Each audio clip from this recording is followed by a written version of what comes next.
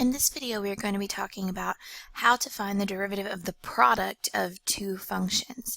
Now, we've talked about how to find the derivative of the sum or the difference. That was just the sum or difference of the derivatives. But you cannot extend that to the product of two functions. So if you have two functions multiplied together and they're both differentiable, the derivative of the product of those two functions uses the following formula. The derivative with respect to x of f of x times g of x is equal to f of x times g prime of x plus g of x times f prime of x. So you're multiplying each function by the other function's derivative and then adding them.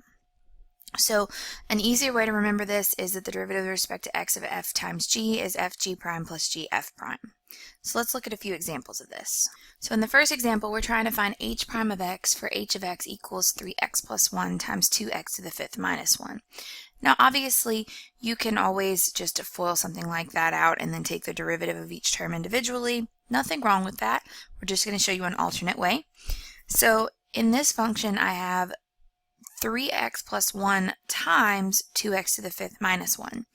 So I'm going to come off to the side and I'm going to let f represent the function 3x plus 1, and I'm going to let g represent the function 2x to the fifth minus 1, which makes this function f times g. Now, I know that the derivative here, h prime of x, is going to be, according to the formula, f g prime plus g f prime. Okay, so I need to know f prime and g prime in order to make this work. So the derivative of f with respect to x is going to be a 3, and the derivative of g with respect to x is going to be 2 times 5x to the fourth, and then we're going to have plus 0 because that's the derivative of negative 1, so that's 10x to the fourth. So when I come and plug all of this back in, I have 3x plus 1 times g prime, which is 10x to the fourth, plus g, which is 2x to the fifth minus 1, times f prime, which is 3.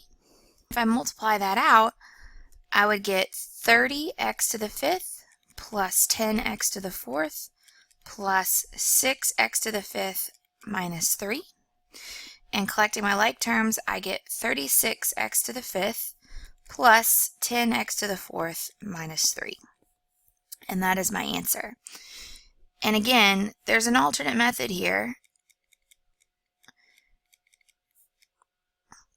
You could always use the FOIL method, so h of x would be 6x to the sixth minus 3x plus 2x to the fifth minus 1, and then you could take the derivative here, and that would be 36x to the fifth minus 3 plus 10x to the fourth, which you can see is equivalent to the answer we got.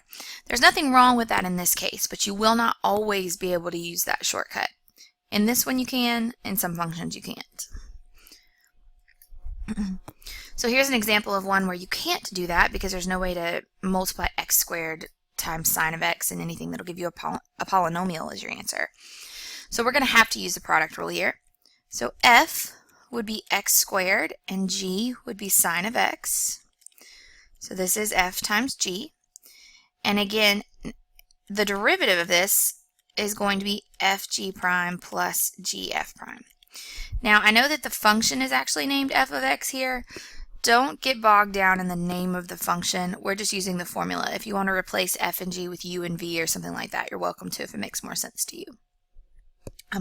Anyway, f prime here is going to be 2x. G prime is going to be cosine of x. So this would be x squared cosine of x plus sine of x times 2x. Or to write it a little bit nicer, we'd have x squared cosine of x plus 2x sine of x, and that would be my answer. And for this problem, you could distribute the x squared plus 1, or you could just let f be equal to x squared plus 1 and g be equal to cosine of x. So f prime would be 2x, g prime would be negative sine of x. So if this is fg, then we know that the derivative here is going to be fg prime plus gf prime, which is going to be x squared plus 1 times negative sine of x plus cosine of x times 2x. And I'm just going to clean it up a little bit. It's up to you if you want to go ahead and distribute this out and make it two different terms, or if you want to leave it like this. Either way is fine. I'm going to leave it as negative x squared plus 1 sine of x plus 2x cosine of x. Okay. Now, one thing that is important to note is that the derivative with respect to x of f times g does not equal the derivative of f times the derivative of g. So you cannot do this, and I guarantee you some of you will try this on a test, but you will get the answer wrong. It is false.